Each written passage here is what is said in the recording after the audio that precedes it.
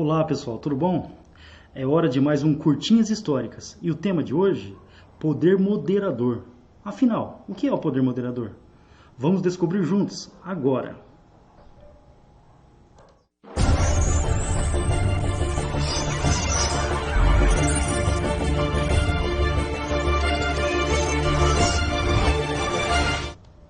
Segundo o Barão de Montesquieu, todo homem investido em poder é tentado a abusar dele. Quem foi Montesquieu, afinal? Ele foi um dos grandes críticos do modelo absolutista, dos regimes totalitários absolutistas, né, na Europa, no século XVIII, por exemplo. Então ele era um crítico do absolutismo real. Qual que era a base da ideia de Montesquieu? A concentração de poder na mão de uma única pessoa vai fazer com que essa pessoa abuse do poder. Ela vai abusar do poder, como ele disse na frase. Então, qual que seria uma forma de evitar isso? Dividindo os poderes. E vocês devem conhecer isso. Poder executivo, legislativo e judiciário. Cada um tem uma função definida. E eles são independentes. Um não é maior que o outro. Cada um tem a sua função. E isso serve para quê? Para equilibrar as ações, para evitar abusos de poder.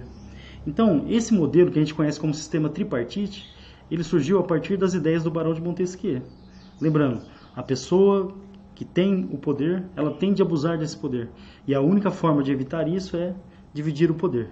Surge, portanto, o sistema tripartite, executivo, legislativo e judiciário, certo? Bom, mas onde o poder moderador entra nisso? No Brasil, durante o primeiro reinado, foi escrita a Constituição de 1824. Essa charge, ela caracteriza muito bem o cenário da época. Dom Pedro aqui, segurando a Constituição no colo e tratando como se fosse um bebezinho. O que a charge quer dizer? A Constituição de 1824 ela foi outorgada por Dom Pedro, ou seja, ela foi encomendada, né, por Dom Pedro, e ela foi escrita por pessoas da confiança dele da maneira que ele queria, ou seja, Dom Pedro ele queria centralizar os poderes nas mãos dele. E por isso ele pediu um texto constitucional que desse para ele amplos poderes. Só que isso não podia ficar exposto, não podia ficar explícito. Então era necessário criar uma forma de camuflar esse autoritarismo, essa centralização do poder. E isso foi colocado na Constituição de 1824, lembrando, ela foi outorgada por Dom Pedro.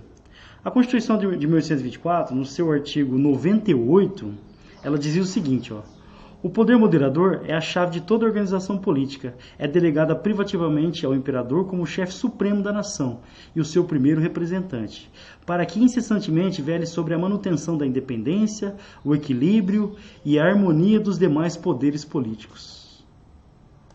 Bonitinho o texto, né? Então, a função do poder moderador era manter a harmonia entre os poderes executivo, legislativo e judiciário. Então, você tinha o imperador com o poder moderador, e era a função dele, imperador, manter a harmonia entre os outros poderes. Mas que poderes eram esses? Afinal, o que o imperador poderia fazer com o poder moderador? Esse esquema aqui, a estrutura de poder do Brasil na época, ele mostra bem. Então eu tenho aqui no esquema, no topo do esquema, o poder moderador.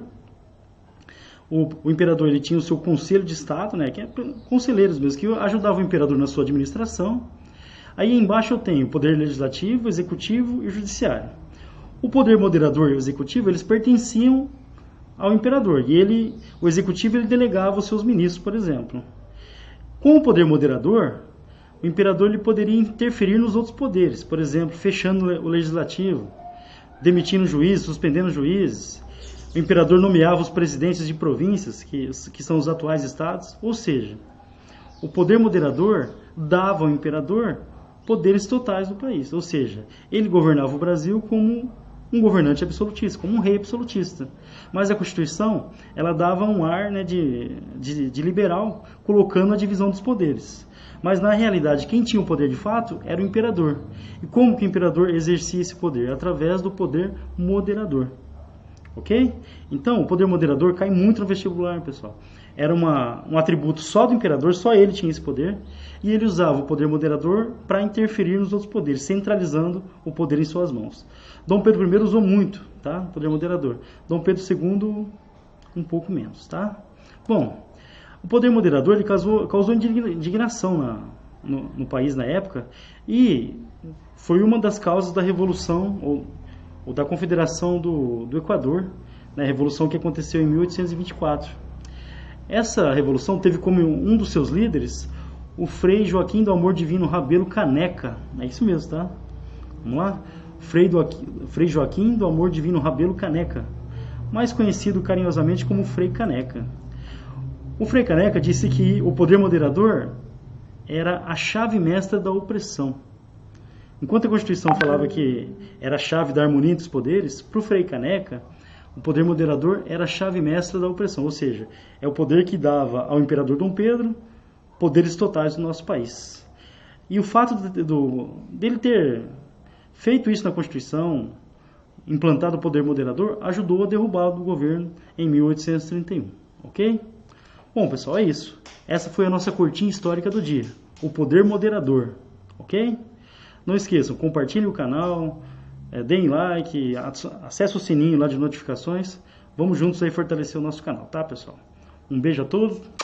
Vamos juntos construir a história.